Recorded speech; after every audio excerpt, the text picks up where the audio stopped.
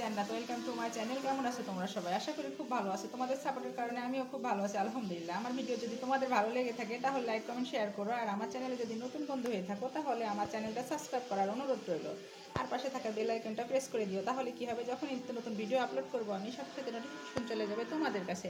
এখন আমি রান্না করতে চলেছি মুরগির মাংস দিয়ে আলু দিয়ে হাতে মাখা। প্রথমত মশলাটা দিয়ে দিচ্ছি মাংসের ভিতরে। আদা, রসুন, জিরা, পেঁয়াজ, যাবতীয় মশলা পেস্ট করে নিয়েছি। পরিমাণ মতো হলুদ গুঁড়া দিয়ে দিচ্ছি। আমি আজকে হাতে মাখিয়ে রান্না করব, প্রতিদিন তো বোনাই করি। এটা ধনিয়া গুঁড়া,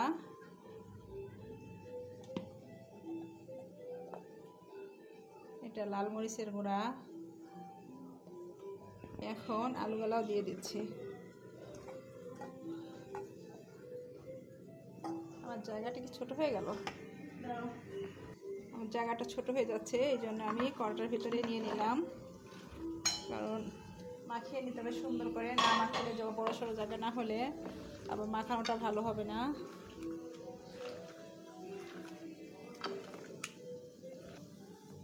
একটু সয়াবিন তেল দিয়ে দিচ্ছি। ম্যারিনেট করার সময় একটু তেল দিয়ে রাখলে অবশ্যই মাংসটা ভিতরে ভালোটা করে যায় মশলাটা। আর বন্ধুরা, আমি কিন্তু এর ভিতরে লবণ দিই নাই, তোমাদের সবসময়ের জন্য বলি, সবসময় কিন্তু পানি জাতীয় জিনিসের ভিতরে লবণটা পরে দিতে হয়, তা না হলে আরও বেশি পানিটা ছেড়ে দেবে। এই জন্য আমি যখন চুলায় দিয়ে দেব তারপরে আমি লবণটা দেব। এখন আমি লবণটা দেব না। এটা এখন ম্যারিনেট করা থাক 10 মিনিটের জন্য।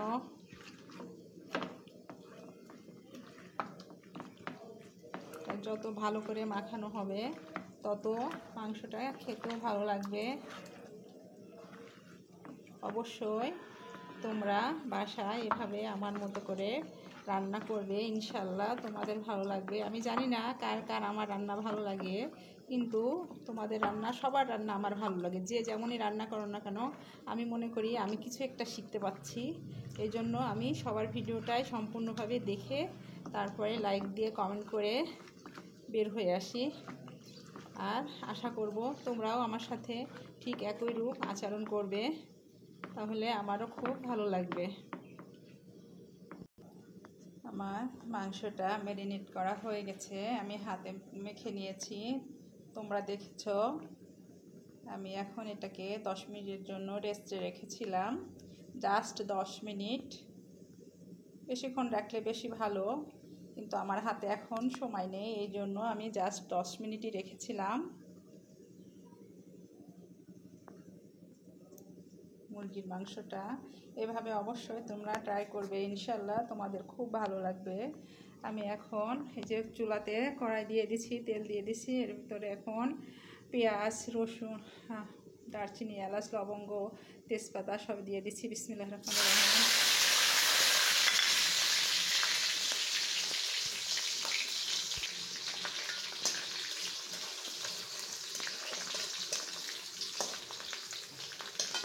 এখন এটা ভালো করে ভেজে নেব।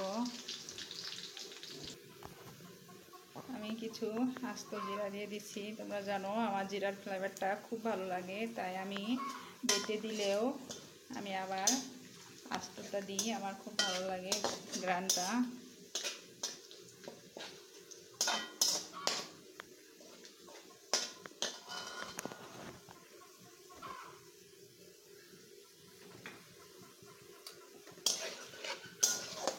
এখন আমি এটাকে সুন্দর করে একদম ব্রাউন কালার করে ভেজে নেব। কি হয়েছে,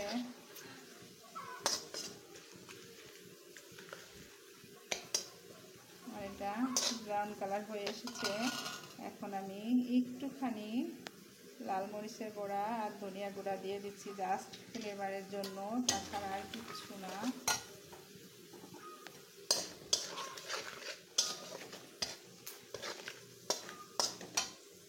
এখন আমি চিকেনটা দিয়ে দিচ্ছি। বিসমিল্লাহ।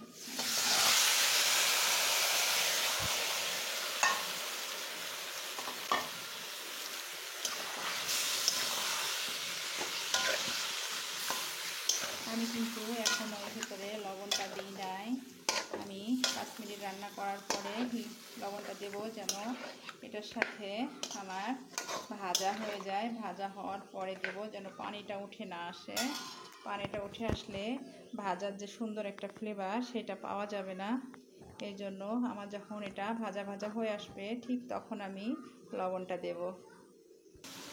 হাতে মাখার যে কি সুন্দর একটা ফ্লেভার বের হয়েছে তা তোমাদের বোঝাতে পারবো না। অবশ্যই তোমরা বাসায় এইভাবে ট্রাই করবে, ইনশাল্লাহ তোমাদের খুব ভালো লাগবে। আপু ভাইয়া আন্টি আঙ্কেল সবাইকে বলছি আমার ভিডিওটা দেখার জন্য অনুরোধ করছি, সবাই আমার ভিডিওগুলো দেখবেন এবং লাইক কমেন্ট শেয়ার করে দেবেন বেশি বেশি করে। তাহলে আমিও আপনাদের মতো রান্না শিখতে পারবো, কাজ শিখতে পারবো। আপনারা যেমন সুন্দর করে রান্না করেন আমিও চাই, চেষ্টা করি আপনাদের মতো হতে, আপনাদের থেকে কিছু শিখতে। আমার যখন এই মশলাটা ভাজা ভাজা হবে ঠিক তখন আমি লবণটা দেব। তার আগে আর আমি লবণ দেব না এখানে, তাহলে আর ভালো করে ভাজাটা হবে না, পানিটা ছেড়ে দেবে। আমি এই যে এই মশলাটা শুকিয়ে আসা পর্যন্ত আমি ওয়েট করব। দেখো তোমরা চিকেনটা দেখতে কত সুন্দর লাগছে, মাশাআল্লাহ। এভাবে অবশ্যই বাসায় তোমরা ট্রাই করবে, তোমাদের অবশ্যই ভালো লাগবে। আমার কথা যদি বিশ্বাস করো অবশ্যই ট্রাই করো, খেতে অনেক ভালো লাগে। রুটি, পরোটা, পোলাও, ভাত যার সাথেই খাও না কেন খুব ভালো লাগবে। মাংসটা আলুটা এখান থেকে ভাজা হয়ে যাচ্ছে, আর কষ্ট করে আমাকে ডবল করে ভাজা লাগলো না। এক রান্নাতে দুইটা কাজ হয়ে গেল, সহজ। আমি এখানে আলু মাংস ভেজে তারপরে পানি দিয়ে দেব।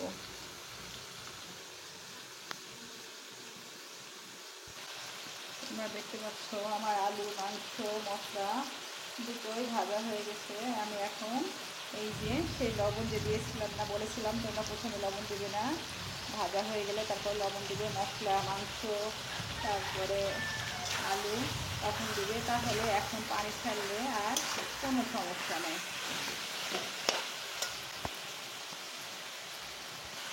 আমার প্রথমবার মাংস আলু মশলা সব ভেজে নেওয়া হয়ে গেছে। এখন আমি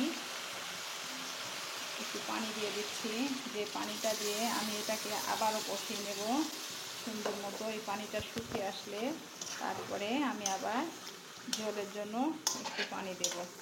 অবশ্যই তোমরা এভাবে আমার মতো করে চিকেন রান্না করবে, অবশ্যই তোমাদের খুব ভালো লাগবে। আমি এখন এই পানিটা সম্পূর্ণ টেনে নেব, টানাই ফেলবো, তারপরে আমি ঝোলের জন্য পানি দেব। কারণ ফার্মের মুরগি যত তুমি সুন্দর করে কষাবে, যত সুন্দর করে ভাজবে, তত খেতে ভালো লাগবে, তত ফ্লেভারটা ভালো আসবে। আমার দ্বিতীয়বারের মতো মাংসটা আলুটা ভাজা হয়ে গেল কিংবা কষানো হয়ে গেল, তোমরা দেখতে পাচ্ছ। এখন আবার তেলটা ছেড়ে দিয়েছে। আমি এখন একটু পানি দিয়ে দেব, ঝোল রাখবো না, কারণ আমি দুইবার করে একবার ভেজে নিয়েছি, একবার কষিয়ে নিয়েছি। ওই জন্য আমি যে গরম পানি দিয়ে দিয়েছি চুলায়, গরম পানিটা এখানে দিয়ে দেব, দিয়ে জাস্ট আর 2 মিনিটের জন্য রান্না করবো, বেশিক্ষণ না।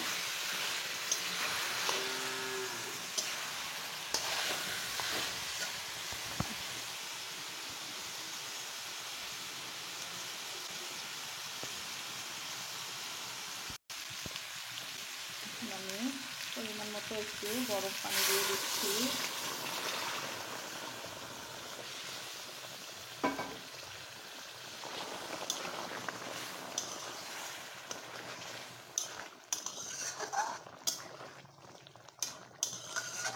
জাস্ট আমি 2 মিনিট একটু জ্বালে নেব, তাছাড়া বেশিক্ষণ দেব না, কারণ আমার রান্না হয়ে গেছে।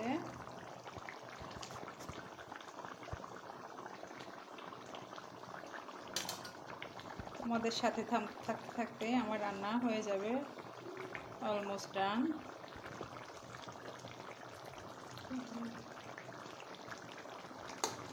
সিদ্ধ হয়ে গেছে সুন্দর মতো।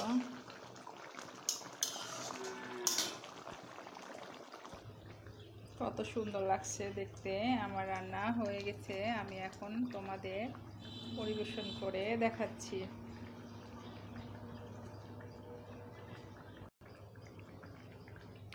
জাস্ট ফ্লেভারের জন্য 2টা কাঁচা লঙ্কা দিয়ে দিলাম।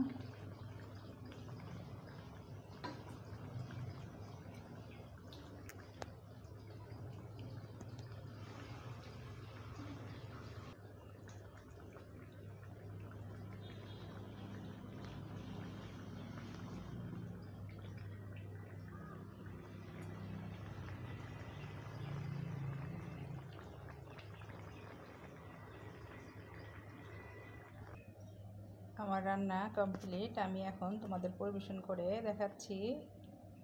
কেমন লেগেছে তোমরা অবশ্যই কমেন্ট করে জানিও আমাকে, আর আমাকে কে কে ভালোবাসো সেটাও জানিও। আমি তোমাদের সবাইকে ভালোবাসি, ইনশাআল্লাহ ভালোবাসবো।